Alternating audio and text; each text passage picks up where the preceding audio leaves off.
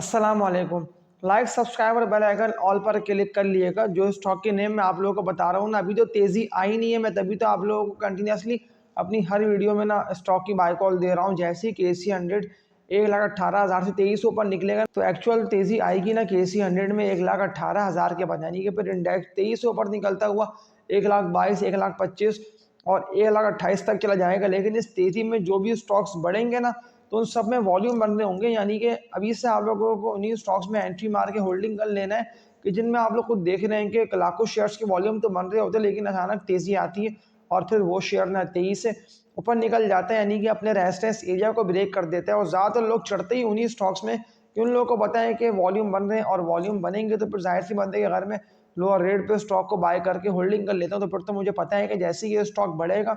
और ये 2300 ऊपर निकलेगा तो फिर मैं लाजमी इस स्टॉक को सेल करके इससे निकल जाऊंगा। जो बात मैंने आप लोगों से स्टार्टिंग में की ना कि आप लोग इस वीडियो को लाइक पे क्लिक लाजमी कर दें, ताकि मुझे पता चल जाए कि कितने लोग सिंसियर हैं और डेली बेसिस पे ना मेरी वीडियोस को वॉच कर रहे होते हैं। पूरी वर्किंग करके टेक्निकल लेवल्स को देखने के बाद ना मैं आप लोगों को स्टॉक की बाय कॉल दे रहा होता हूँ। KC100 तो अभी जिस तरह से चल रहा है ना, तो ये तेज़ी से इंडेक्स ऊपर निकलेगा, यानी कि एक्यूमुलेट होता हुआ इंडेक्स ऊपर जाएगा। लेकिन इस तेज़ी में pharma sector, refinery sector, food sector, fertilizer sector, ये सारे सेक्टर के स्टॉक्स मजबूत है, हाई वेट, ये सारे ऊपर जाएंगे, यानी कि आप लोगों को इन्हीं स्टॉक्स में एंट्री मार लेना है। अगर आप लोगों ने ट्रेडिंग के लिए कोई भी ऐसे बेकार शेयर्स बाय करे थे ना, ये सोचते हुए कि ये स्टॉक अगर उठता है तो फिर मुझे सेल करके इससे निकल जाना होगा, लेकिन आप लोग खुद देख रहे हैं कि अब जिस तरह से इंडेक्स है ना एक्यूमुलेशन के फेस में, और इंडेक्स के स्टॉक्स में आप लोग खुद देख रहे हैं काम अच्छा हो रहा है, लेकिन इंडेक्स के पॉइंट्स ना तेजी से गेन नहीं हो पा रहे उस तरह से कि इंडेक्स डेली बेसिस पे 2,000 3,000 से ज़्यादा पॉइंट्स गेन होते चले जाए और इंडेक्स 2300 ऊपर निकलता हुआ ना ऑल टाइम हाई पर पहुंच जाए। जितने भी न्यू ऑडियंस जो ये वीडियो वॉच कर रहे हैं लाजमी ना आप लोग सब बेल नोटिफिकेशन ऑल, जो कि यूट्यूब ने आप लोगों को ऑप्शन दिया हुआ है, तो इस पर क्लिक लाजमी कर लिएगा, ताकि मैं जैसे ही वीडियो अपलोड करूंगा तो आप लोगों तक ना आने वाली वीडियोस का ना बर वक्त नोटिफिकेशन पहुंचता रहेगा। मैं इसीलिए आप लोगों को बेल नोटिफिकेशन ऑल पर भी क्लिक करने का बोल रहा हूँ, क्योंकि मैं आप लोगों को अपने इस चैनल पे सारे फंडामेंटली मजबूत कंपनीज के स्टॉक्स की बाय कॉल दे रहा हूँ। जो मैंने आप लोगों को इस थंबनेल की वीडियो में स्टॉक की बाय कॉल दी है ना, तो ज़्यादातर लोगों तक ये वीडियो पहुंची नहीं है। आप लोग सब इस वीडियो को शेयर कर दें, जो कि मैंने कल अपलोड करी है। इन्वेस्टमेंट डबल ट्रिपल कर देंगे स्टॉक्स जिनकी मैंने आप लोगों को इस वीडियो में बाय कॉल दी है। और मैं ज़्यादातर ना आप लोगों को स्टॉक की अपडेट्स भी दे रहा होता हूँ, यानी कि डेली बेसिस पे ना जो आप लोगों ने स्टॉक्स बाय कर रखे होते, तो मैं उन्हीं का आप लोगों को बता रहा होता हूँ कि जब मैंने इन स्टॉक्स में एंट्री मार के पैसे अच्छे कमाए, तो फिर आप लोग क्यों नहीं कमाए। लेकिन फिर आप लोगों को पता हो कि लो पर बाय करके हाई पे मुझे लाजमी सेल करके इससे निकल जाना है, क्योंकि ज़्यादातर लोगों ने ऑल टाइम हाई पे ना स्टॉक को सेल नहीं कर पा रहे होते। मैं सिर्फ एक शेयर मारी की बात कर लेता हूँ, फिर आप लोगों को दिखाऊंगा टेक्निकल एनालिसिस जो स्टॉक की आप लोगों को बाय कॉल दे रहा हूँ। ज़्यादातर लोगों ने मारी को ना बाय करा लोअर रेट्स पे, जब था मारी ट्रेडिंग कर रहा 480 420, यानी कि 500 रुपये से निचले लेवल्स पे मारी को बाय करा। लेकिन फिर ऑल टाइम हाई जब था ना मारी 23 से निकलता हुआ ऊपर 880 900 रुपये के रेट पे, तो 900 के रेट पे मारी को सेल ना करने की वजह से ज़्यादातर लोग फंस गए। और अब तक कि जब मारी गिरे पे गिरे जा रहा है और मारी गिर कर ही ट्रेडिंग कर रहे हैं, यानी कि 700 का रेट मारी ने ब्रेक करा और 700 से नीचे पे आके ट्रेडिंग कर, तो ज़्यादातर लोग जो मारी में फंसे हुए इसलिए कि मारी को ऑल टाइम हाई पे सेल करके निकल नहीं पा रहे। तो ये मिसाल सामने आप लोगों के मारी की मौजूद है कि मारी ने शॉर्ट टर्म में तो 500 रुपये के रेट पर भी अगर आप लोगों ने मारी को बाय कर लिया होता ना, तो सिर्फ एक मारी आप लोगों की इन्वेस्टमेंट ना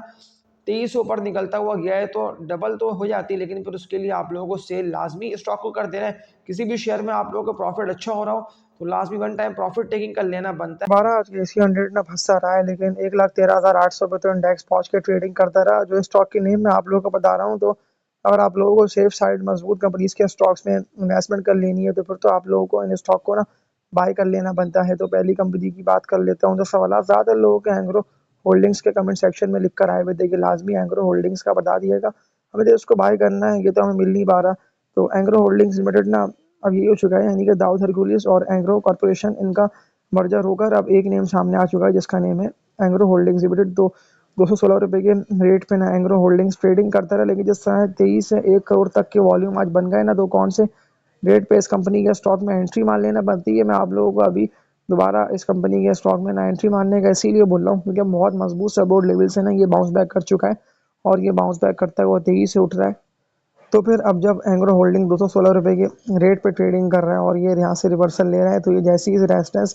एरिया को ब्रेक कर देता है ना विद वॉल्यूम्स, आप लोगों को पता हो कि ये इसका मजबूत और भारी रेजिस्टेंस एरिया बना हुआ है 225 तक का। 225 के रेट पे अगर एग्रो होल्डिंग्स ट्रेडिंग करता रहता है ना विद वॉल्यूम, तो फिर ये बहुत तेजी से होगा बुलिश। फिर ये स्टॉक ना आप लोगों के हाथ नहीं आएगा। तो अभी से मैं आप लोगों को एंट्री मारने का इसीलिए बोल रहा था, आगे फिर हाई साइड प्रॉफिट टेकिंग करके आप लोग निकले। ये मजबूत कंपनी है, कंपनी ना अर्निंग्स में और ये बिल्कुल इस हाई को हिट कर सकता है।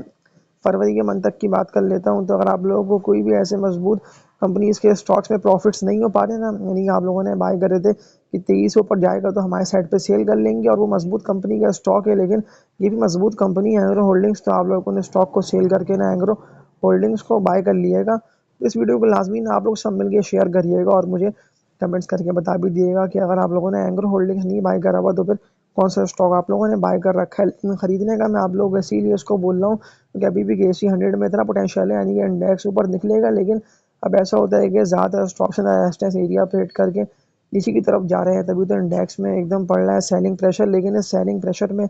कोई भी मजबूत कंपनी का स्टॉक अगर आप लोगों को लोअर रेट पे और डिप पे मिलता है तो लाजमी आप लोगों को एंट्री मार के उसको होल्डिंग कर लेना बनता है। 1,13,800 पे तो इंडेक्स पहुंच चुका है, तो मजबूत सपोर्ट लेवल जो बनता है ना KC 100 का, अगर ये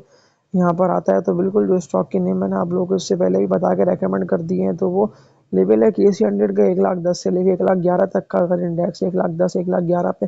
पहुंच जाता है तो फिर इन स्टॉक्स में आप लोगों को एंट्री मार लेना होगी। लेकिन अगर इंडेक्स रिवर्सल लेके 23 से ऊपर उठेगा तो फिर आप लोगों को पता होगा मुझे फिर हाई साइड पे सेल करके इससे निकलना होगा, क्योंकि ज़्यादा लोगों ने हाई साइड प्रॉफिट टेकिंग नहीं करी, उन लोगों ने सेल नहीं करा और अब वही लोग फंसे हुए हैं, परेशान हो बैठे हैं कि उन लोगों को पता ही नहीं है कि जो स्टॉक उन लोगों ने बाय कर रखे हैं। मैं आप सबको कह रहा हूँ कि अगर आप लोगों ने इस तरह के स्टॉक्स यानी कि पैनी स्टॉक्स हैं, WTL सिनर्जी DFML हो गया, अभी ये स्टॉक तेजी से उठ रहा है, तो आप लोगों को उठते हुए DFML की बात कर रहा हूँ तो इसमें एंट्री नहीं मार लेनी। ज़्यादा लोगों के सवाल दोबारा आ रहे हैं कमेंट सेक्शन में कि DFML का बता दिएगा आज। तो इस तरह तकरीबन 1,90,00,000 से जायद के DFML दीवान फारूक मोटर्स लिमिटेड में वॉल्यूम बने और 45 रुपये 74 पैसे पे अपर कैप लगा इस कंपनी के स्टॉक को। तो कौन सी कीमत पे इसको बाय करके होल्डिंग कर लेना बनता है, तो मैं सिर्फ ट्रेडिंग के लिए कह सकता हूँ कि अगर किसी को ट्रेडिंग करके पैसे कमाने हैं तो वो सिर्फ DFML में एंट्री मारे। इसके अलावा ट्रेडिंग के लिए मैं आप लोगों को दूसरे स्टॉक तो कह सकता हूँ जैसे कि WTL है, सिनर्जी है, इस तरह के शेयर्स के जिनमें वॉल्यूम अचानक बनते हैं 2-2 3-3 करोड़ तक के, तो उनमें आप लोग एंट्री मार लें। उनके ट्रेडिंग में रिस्क ज़्यादा होता है, यानी कि अगर स्टॉक 23 से ड्रिल करा तो इस तरह से इंडेक्स 23 से गिर के बाउंस बैक कर रहा है ना, तो स्टॉक गिरकर बाउंस बैक नहीं करेगा। लेकिन अगर आप लोगों ने मारी या इस तरह कोई भी ऐसा शेयर बाय कर रखा है तो वो तो बिल्कुल बाउंस बैक करेगा, यानी कि वो तो तेजी से उठेगा और वो ऊपर निकल जाएगा। इंडेक्स से ज़्यादा तेज़ वो स्टॉक चलेगा। जैसे कि अगर मैं एक शेयर की बात कर लेता हूँ तो PPL पाकिस्तान पेट्रोल लिमिटेड इस कंपनी के स्टॉक का नेम है। तो मैंने आप लोगों को लोअर रेट पे इसकी बाय कॉल दी इसीलिए थी क्योंकि मुझे बिल्कुल देख के टेक्निकल लेवल्स को लग रहा है कि पाकिस्तान रिफाइनरी बिल्कुल 178 to 180 रुपये के रेट पर आएगा और फिर आप लोगों को उस वक्त बाय करना बनता है। यानी कि कोई भी शेयर हो, वो ऑयल सेक्टर का हो, फार्मा का हो, रिफाइनरी का हो, फूड का हो, अगर वो गिरता है तो फिर तब आप लोगों को एंट्री मारना होगी, क्योंकि ज़्यादातर स्टॉक्स ना मैं अगेन रिपीट कर रहा हूँ कि बिल्कुल ऊपर जाएंगे, यानी कि मज़ीद तेज़ी आएगी और इस तेज़ी में फ़ायदा ना आप लोगों को उठाना है, यानी कि हाई साइड पे प्रॉफिट टेकिंग कर लेना बनता है उन स्टॉक को सेल करके। PPL में भी ज़्यादातर लोग फंसे हैं। आप लोगों ने एक सवाल तो मेरा ये बनता है कि ऑल टाइम हाई पे उसको बाय क्यों करा, क्योंकि ये स्टॉक ना 200 रुपये से ऊपर सस्टेन कर नहीं पा रहा था, यानी कि 205 208 ये सारे इसके ना रेजिस्टेंस एरिया बन रहे थे और ये यहाँ पे पहुँच के ना एक्यूमुलेट होके फिर ड्रिल कर जा रहा था। लेकिन अब जिस तरह से ये तेजी से गिर रहा है तो मजबूत कंपनी और जितना लो पर आप लोग बाय करेंगे उतना हाई साइड पे प्रॉफिट टेकिंग कर लेने का आप लोगों को मौका मिलेगा। बिल्कुल मार्केट में अभी खरीदार मौजूद है,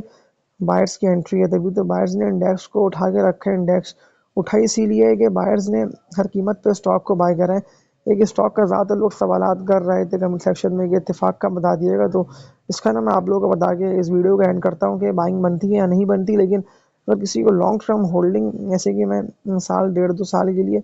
किसी मजबूत कंपनी के स्टॉक की आप लोगों को बाय कॉल दे सकता हूँ, तो मैं आप लोगों को इत्तेफाक का बोलता हूँ कि इत्तेफाक आयरन इंडस्ट्रीज लिमिटेड को आप लोग बिल्कुल बाय करिएगा 8 रुपये 47 पैसे तक। तो ये स्टॉक आज के इनके ट्रेडिंग में एक्यूमुलेट होता रहा, लेकिन जो सपोर्ट लेवल इत्तेफाक का बनता है ना वो 7 रुपये 20-25 पैसे या 7.5 रुपये तक का बनता है। तो सारे में आप लोगों को वो स्टॉक की बाय कॉल दे रहा हूँ कि अगर कोई भी ऐसे ट्रेडिंग वाले शेयर्स, जैसे कि मैं यूनिटी की बात कर लेता हूँ, तो यूनिटी हो गया या GGL हो गया, इस तरह के ट्रेडिंग वाले स्टॉक्स के वो इतना तेजी से गिरते हैं ना तो ज़्यादातर लोग फंसे रहते हैं, बैठे रहते हैं इंतज़ार कर रहे होते हैं कि वो शेयर कब ऊपर जाएगा। देखें ना आप लोग कि मैंने आप लोगों को इत्तेफाक की बाय कॉल दी इसीलिए नहीं थी क्योंकि ज़्यादातर लोग ना मुझसे पूछ नहीं रहे थे इसका। जो लोग मुझसे पूछते हैं ना कमेंट सेक्शन में, जो मैं आप लोगों से कहता हूँ कि लाजमी ना मुझे आप लोग सब बता दिया करें, मेरी किसी वीडियो को वॉच करें तो उसके कमेंट सेक्शन में लिख देंगे तो आप लोग ये चीज़ देखिएगा कि मैं आप लोगों को उसी वीडियो के कमेंट सेक्शन में जाके आंसर देता हूँ, क्योंकि ज़्यादातर लोगों तक मेरी वीडियो जा रही होती है, आप लोग सपोर्ट कर रहे होते हैं मेरी वीडियोज़ को, हैक पे क्लिक करके इसको शेयर कर रहे होते हैं। तो इत्तेफाक का जो मजबूत बाइंग सपोर्ट लेवल बनता है ना, बेसिकली ये इसका सपोर्ट लेवल है और बाइंग जोन भी यही है, 6.5 रुपये से लेकर 7 रुपये तक का लेवल है। तो 7 के रेट पर बिल्कुल आप लोगों को एंट्री मार लेना बनती है, बाय करके उसको होल्डिंग कर लेना बनता है कि इसी 100 अगर जैसी इस रेजिस्टेंस एरिया को ब्रेक करेगा ना, तो इसमें ज़्यादातर ना वो सेक्टर के स्टॉक्स होंगे बुलिश से। पहला सेक्टर आता है ऑयल का, इसके अलावा है रिफाइनरी, कुछ फूड के स्टॉक्स हैं, ये सारे तेजी से उठेंगे। ओएमसी हो गया, ये ईएनडपी हो गया, यानी कि सारे वो ज़बरदस्त कंपनीज़ की जिनकी अर्निंग्स हैं। जैसे कि मैंने आप लोगों को एसएनजीपी की भी तो बाय कॉल दी थी ना, फिर भी 5 से 6 लोगों ने मुझे कमेंट सेक्शन पर सवालात लिखे कि एसएनजीपी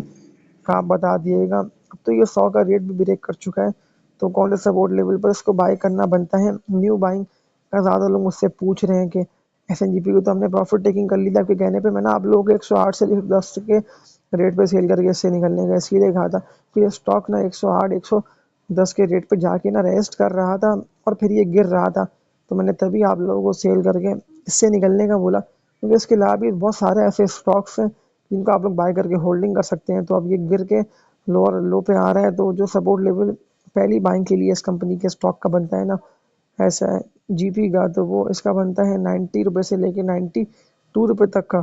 तो इस वीडियो के एंड करने से पहले एक बात ये बोल दे रहा हूँ कि अगर आप लोगों ने कुछ मेरी पिछली वीडियोस को वॉच नहीं करा है तो लाजमी आप लोग देख लें। मैंने आप लोगों के सवाल जो मुझसे आप लोग करते हैं ना कमेंट सेक्शन में कि कौन सा मजबूत कंपनी के स्टॉक को बाय कर लेना बनता है, कौन सा स्टॉक